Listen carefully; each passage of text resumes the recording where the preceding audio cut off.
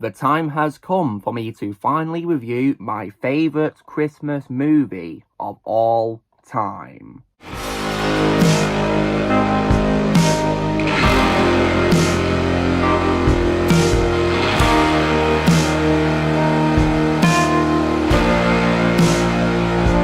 Hey everyone, Lucamus Prime here, so it's time for another review in my reviews for the Home Alone franchise, and in today's video I'm going to be reviewing what is actually my personal favourite of the franchise, and also this might be a hot take because there's lots of popular choices for Christmas movies, but this for me might be a bit of an unpopular choice, but this is also not just my favourite Home Alone film, but my favourite Christmas movie of all time, and this film, of course, which I'm going to be reviewing, is none other than 1992's Home Alone 2, Lost in New York. So, when it comes to this film then, so how was this movie made? So, this was once again written and produced by John Hughes, may he rest in peace, and Chris Columbus returned to direct it. So John Hughes finished writing this film by February 1991 after he signed a 6-picture deal with 20th Century Fox, and Macaulay Culkin's return as the main character, Kevin McAllister, was also confirmed in May, and the rest of the cast was also finalised soon after. Filming took place between December 1991 and May 1992, and was done on location in Illinois and New York, including at the Rockefeller Center and also the original World Trade Center. But some things which are appearing in New York were actually filmed in Chicago. For example, the pool scene in the Plaza Hotel was actually filmed at a pool in Chicago because the Plaza Hotel does not have that pool. So that was filmed in Chicago, that's an example. The film was then theatrically released in the United States by 20th Century Fox on November the 20th, 1992. It received mixed reviews from critics, who praised the performances while criticising its darker tone and violence, as well as the similarities to the first movie. The film grossed over $359 million worldwide and became the third highest grossing film of 1992, behind the films Aladdin and The Bodyguard. And this was also the second and the final film in the franchise to feature the majority of the cast from the first movie as well. When it comes to my reactions to this film, so after I first saw the first movie and I absolutely loved it, I found out there was a sequel to that film, which of course was this, so I gave it a watch when it came onto television one day, and I absolutely loved every single second of it. I thought it was incredible in my opinion, and as I said before, this is my favourite Christmas movie of all time for a variety of reasons, and I absolutely love this movie. So, what is the film about then? So after Kevin, once again played by Macaulay Culkin reprising his role, loses track of his father at the airport, he mistakenly gets on a plane headed for New York City while the rest of McAllisters fly to Florida. Now alone in the Big Apple, Kevin is able to find his way into a room of a Plaza Hotel and begins his usual antics. But when Kevin discovers that the Sticky Bandits, who of course formerly of the Wet Bandits, Harry and Marv, played once again by Joe Pesci and Daniel Stern, are on the loose, he struggles to stop them from robbing an elderly man's toy store just before Christmas. So, now what do I think is great about this film? So, once again, I think the film has a really great cast of actors. So, returning, of course, is Macaulay Culkin as Kevin McAllister himself. And once again, I think Macaulay Culkin gave an absolutely wonderful performance in this film, returning as Kevin, and made him a very likable character that he always has been, and played him really well, as always. And also, as well, I definitely really love his character development in this film as well, I must say, because one thing that I really love about this film is that Kevin, of course, is fighting Harry and Marv, not for himself so he can look after himself, but so he can save Christmas, because Harry and Marv's plan is to steal all the money from Duncan's toy chest, the toy store, at midnight, and of course, as well, Kevin wants to stop them, and he says himself that you can mess with lots of things, but you can't mess with kids on Christmas. Oh, I love that quote from Kevin right there. So I love his development where he goes from protecting his home to then protecting the children at Christmas. So I think his development in this film was amazing. And speaking of Harry and Marv, I once again love the return of Joe Pesci and Daniel Stern as Harry and Marv. They once again were absolutely hilarious in my opinion, just as great as were in the first movie with returning. And were just an amazing joy to watch as always, and I definitely really love them in this, and they were definitely really funny, especially Marv as well. because he's so goofy and silly, and of course when Harry gets mad at him, it's just so funny in this, just brilliant to watch. And also, as well, returning from the first movie is also as well, of course, Kevin's parents, who are played once again by Catherine O'Hara and John Hurd, may he rest in peace. And those two were good as always as their characters, in my opinion. Although, while I do feel they were still a bit unlikable like they were in the first movie, I still think that the two actors give a great performances as Kate and Peter McAllister, in my opinion, as always. And the same course we apply to the rest of Kevin's family as well, because while I personally wasn't really much a fan of them in this, I still think that the actors did the best as from what they were given. And one thing I do appreciate about this film is how the ones who I thought were a bit unlikable from the first film, like Jeff and Linny, for example, they didn't really talk in this or have much of a role. They were just background characters. And you know what, I was happy about, because I thought those characters were very annoying in the first film. And I also think that Jerry Bannon was also good as Uncle Frank. Although personally, I think Uncle Frank was unlikable in this towards Kevin. And which is why I personally find the scene where Kevin calls him a cheapskate very satisfying and just brilliant. Like, he definitely had that coming, in my opinion. Yeah, I was definitely on Kevin's side in that scene, because Buzz had made the family, of course, think that he'd said sorry, but he didn't even mean it because he called Kevin a trout sniffer. So Dylan Ratway was good as Buzz as always, but Buzz, I feel, was once again unfortunately unlikable. And I did also see it coming too, because the ending of the first film has Buzz see Kevin's messed up his bedroom, and he's angry about it, so I'm going to guess that Buzz turned against Kevin, and he still is against him by the time this film starts, a year after the first movie. And so, that being said, while I still think the cast did the best as the returning McAllister family, even though I thought they were unlikable, but I am glad that some of them didn't have much roles. And of course, I was very satisfied by the scene where Kevin calls Uncle Frank a cheapskate, because I was so satisfied. He definitely deserved that, in my opinion. And I will say, I do think Fuller was also slightly a bit more likeable too, especially at the end, of course, when it's Christmas and he's happy about it. I did like that. And when it comes to the new cast members in this, I definitely really love the addition of the staff members at Plaza Hotel. For example, I definitely really love the legendary Tim Curry as the character Mr. Hector, who is, of course, the hotel's concierge. And I definitely loved his performance in this. This was actually my introduction to Tim Curry, and Tim Curry is a great actor, and he made Mr. Hector a very great character, in my opinion. A bit of an antagonist, of course, in this, sort of. And I also hope Tim Curry's doing well nowadays as well. I hope he's doing well. And others were good in this too. For example, I definitely love the addition of Rob Schneider, who is one of my favourite comedians, as Cedric, who is the bellhop at the hotel. Yeah, Rob Schneider is hilarious, and Cedric's definitely one of my favourite roles of his, because I thought he was brilliant in this, just so funny. And I also love the addition of Dana Ivey as Hester Stone, who is the receptionist at the hotel, at the desk. I thought she was good at what she was given to as well.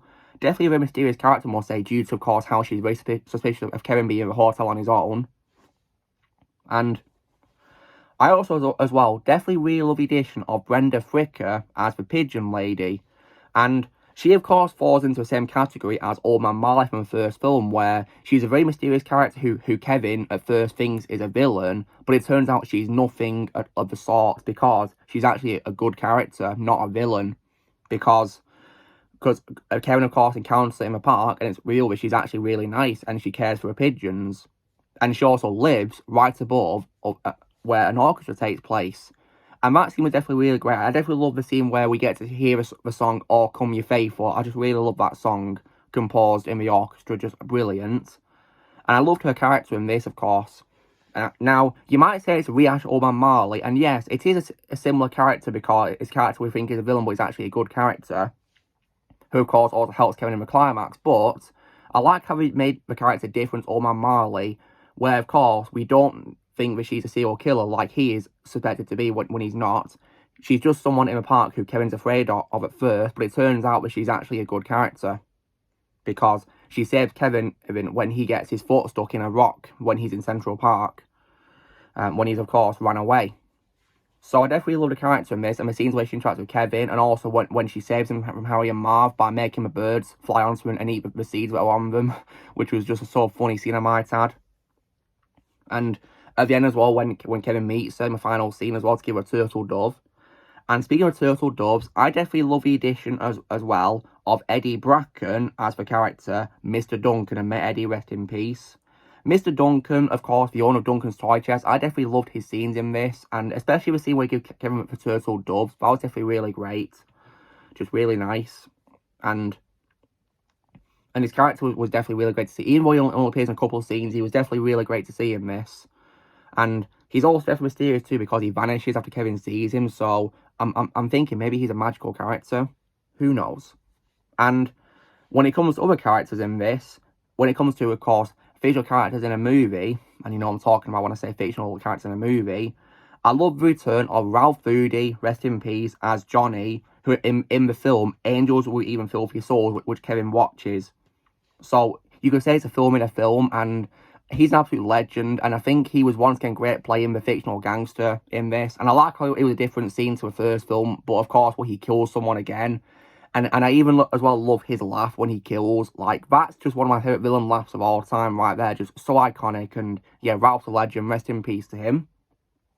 And aside from a great cast of actors, I also think the film has a great story as well. Because I definitely think the idea of Kevin accidentally going to New York and being determined to stop Harry and Marv from ruining Christmas is very entertaining and very creative, I must say. So I like how they did something different this time to the first film, because there's no denying that the plot is different because Kevin's in New York this time, not in his home. So I did like that how they made it different and gave it a new story. So you could say Kevin's home in this sequel is New York, basically. And that's how I like to put it, really. That's why I love this sequel so much. And also as well, I also think the film has tons and tons of funny moments. Like, even for last night's rewatch, when I rewatched this film, I was dying of laughter so many times because it's just an absolute blast to watch. Like, I've already talked about, of course, Angels Will Even Filthy Souls, of course, due to Johnny's laugh, which I find so iconic. And speaking of that, I love the scene where, of course, the hotel staff are chasing Kevin into his hotel room, but then he plays with the film, and they think, of course, it's his dad who's a gangster, and they actually, of course, do what he tells them to do, like get down on your knees and tell him that they love him. Like, that is just so funny. Especially as well how he mentioned the character's called Cliff, and there's a police officer who's actually called Cliff there by coincidence. Oh, I'm laughing thinking about it. And I also as well think the traps in this are also definitely an improvement to the first one's traps. I think they were a lot more creative and at bigger stakes this time as well. And they definitely were done very well in my opinion, and great effects for them too, I must say. And speaking of traps, I think one example of a funny scene is also when Marv gets paint on and then gets electrocuted like that, and he's screaming, like, just so funny. Like, Daniel Stern's screams as Marv are just so funny.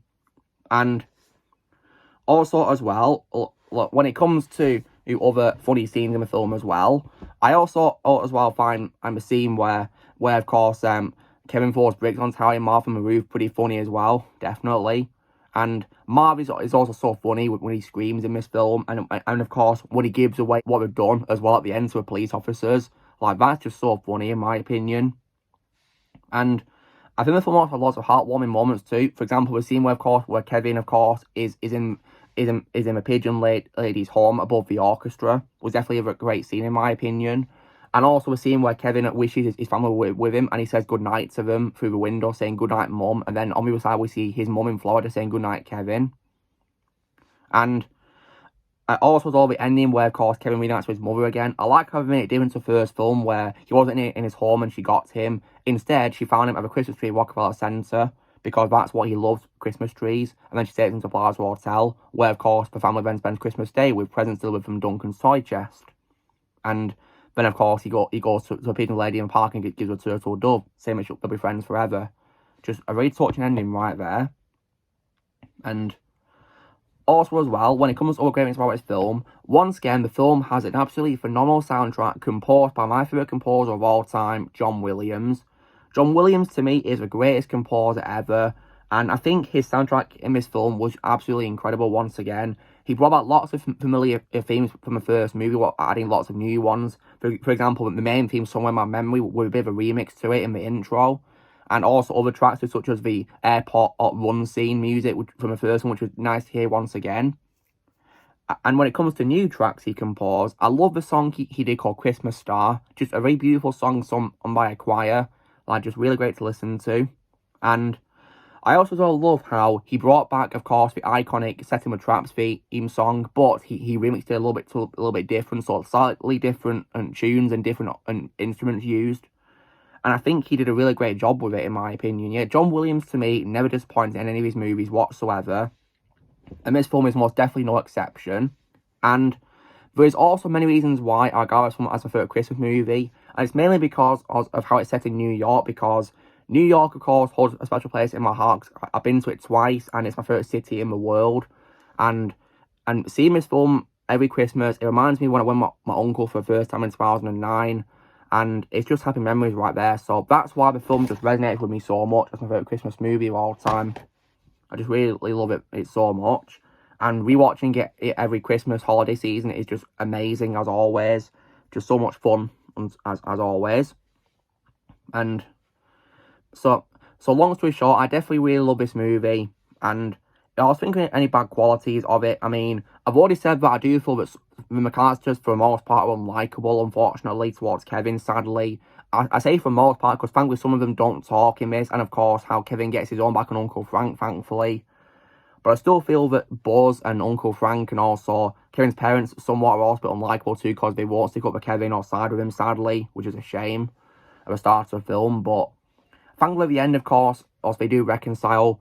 But the ending is actually pretty hilarious because once again, and something really funny happens like in the first one, which Kevin's in trouble for, because when Kevin goes to a pigeon lady to give her a turtle dove, the hotel bill for Kevin in room service arrives, and he's spent $967, and Buzz shows it to Peter McAllister, who then yells out to Kevin that he spent it on room service, and then Kevin runs away in shock, and like, that is just so funny. Like, when I hear John Hurd yelling that line out, I just die of laughter. Yeah, rest in peace to John Hurd. Like, that line is just so hilarious, in my opinion. Just so funny. Oh, man. But yeah, this film is just absolutely amazing. To me, it's my favourite Christmas movie of all time. It's always a joy to watch. And it means a lot to me because I've been to New York a couple of times now, and it's my favourite city. So seeing it in this film definitely hits so much nowadays, and it hits a lot more the more we watch it. Really, it's so much fun to watch. So if I was to give Home Alone 2: Lost in New York a score out of 10, guys, I'd most definitely give it, if I could give it a high score than 10, of course I would. So I'd probably give it maybe Infinite out of 10, maybe something like that, maybe. But to be specific, more 10 out of 10. And that, as far as I'm concerned, guys, is the end of the franchise, because at the end of this film, I did not see any sequel baiting whatsoever. It just ended on a hilarious note where Kevin's in trouble once again. Just so funny right there. And to me, that's the end. John Hurd, as far as I'm concerned, is the actor who spoke the last line of the franchise. I like to say nothing came after it. But unfortunately, some films came after it which I'll be trash talking, so wish me luck. But that being said, though, guys, this was me doing my review, of course, for Home Alone 2: Lost in New York, my favourite Christmas movie of all time. So, you know the drill, guys. Be sure to give this video a like. Also, be sure to leave in the comments what you guys think of Home Alone 2, if you've seen it in the comments below what you think of it. Also, be sure to join Team Prime Press and subscribe to videos coming in the future. And Merry Christmas, you filthy animal. And have a Happy New Year.